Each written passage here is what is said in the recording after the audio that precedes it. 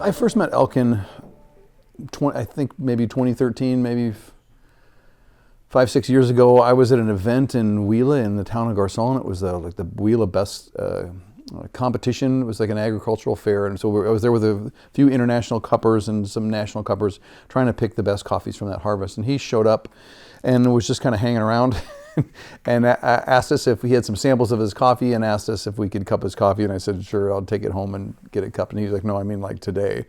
So obviously persistent young farmer. He had just taken over his mom's farm outside of Pitalito in Huila.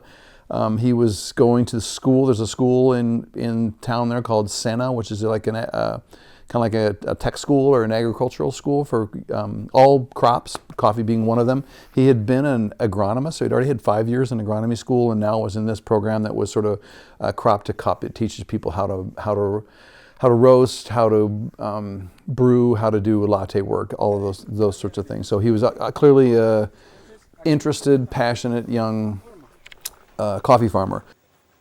Yo digo que lo bonito de algo es el ejemplo, ¿no? Y pues nosotros hemos mostrado un ejemplo de lo que se puede lograr con una caficultura pues innovadora, la vanguardia, pero que respeta las tradiciones, porque nosotros también respetamos la tradición de los procesos.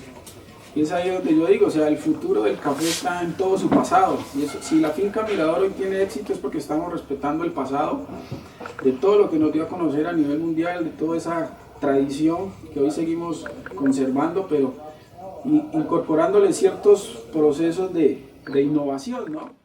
So we got to know him from then on. We would visit his farm and take a look at things he was doing on the farm.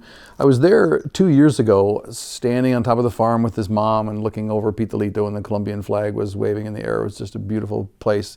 And he had made a cup of coffee for us. And for some reason, I don't know what it was just one of the best cups of coffee I'd had in my life, one of them.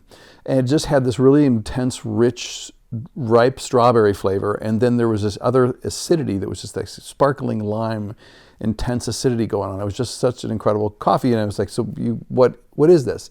And he started telling me the process that he had watched Dr. Flavio Borum give a presentation in Seattle at RICO in 2015 online. So Elkin is watching this thing. It's about water and hydrobiosis. Elkin's watching this thing and starts to understand something about how sugar and water moves through this the membrane of coffee. So he creates this process where he goes out into the field with a Brix meter, and when the coffee gets to sort of peaks in its sugar maturation level, then he harvests it. So he has maximum sugars. Dries it on a raised bed for about 18 days as a naturally processed coffee. After that, he then takes it and puts it into a tank of water and rehydrates it, basically. So he soaks it overnight in a tank of water to rehydrate this thing. I've never heard anything like this before. And then he runs it through the pulper and pulps it like a washed coffee.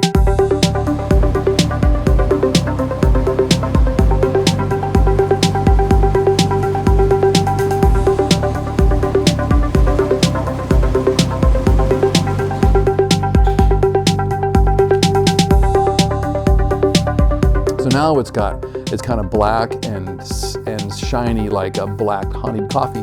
Puts it back on the raised bed and dries it for about another 15 days until it's down to the proper moisture. So you have these two flavors coming from these two processes, which is kind of like the fruit of the natural coffee and the heightened acidity of the washed coffee. So just really remarkable, and I'm just thinking, this is so cool that here's Elkin in Colombia in his farm in the middle of nowhere, watching on his computer Dr. Flavio Borum, the PhD from Brazil, give a presentation in Seattle, and it works for him, you know. The thing that Elkin's doing is using science to experiment. Not all the experiments work. I mean, last year we had a lot of coffee that had phenol in it because it was too wet, it was not dried quite right. He had some coffee that he put in the freezer after the fermentation process that didn't work for a while. But the other things that he's doing, he's got the natural heater honey. He has one that he ferments with molasses. He has naturals. He picks specific varieties to do the naturals with, like the red Bourbones or the Catiopias, because they tend to function better as a natural. But generally speaking, when you're at his farm, you'll be in the fermentation room or where the tank is, and there will be a panel of sensors that are measuring pH levels, temperature, humidity, alcohol levels. So that's this kind of science and innovation that's interesting and appealing. Yeah. Elkin works as an agronomist and advises other farmers in the town to, he'll go to cup the coffee because he can cup. He can say, "Hey, I think this lacks a little sweetness. Maybe you do a double fermentation. You leave it for 18 hours before you ferment, and it will increase the sweetness." And we've seen it be a success. I meet with the producer. The producer says, "Elkin told me to do this. I did this. Now my coffee's 3 points better." So now the farmer's getting, 50 cents a pound more because of this stuff that Elkin brings to the table. It's the passion, it's the innovation, it's the science, and it's the fact that he's just that kind of a person. Also the way that he communicates with the world on social media, he's alive, he's engaged, he wants to continue to learn, he wants to share the things that he knows. To me, he's one of is kind of the quintessential innovator, but it's not happenstance. There's something behind this that's moving it, and it's the passion behind a guy like Elkin.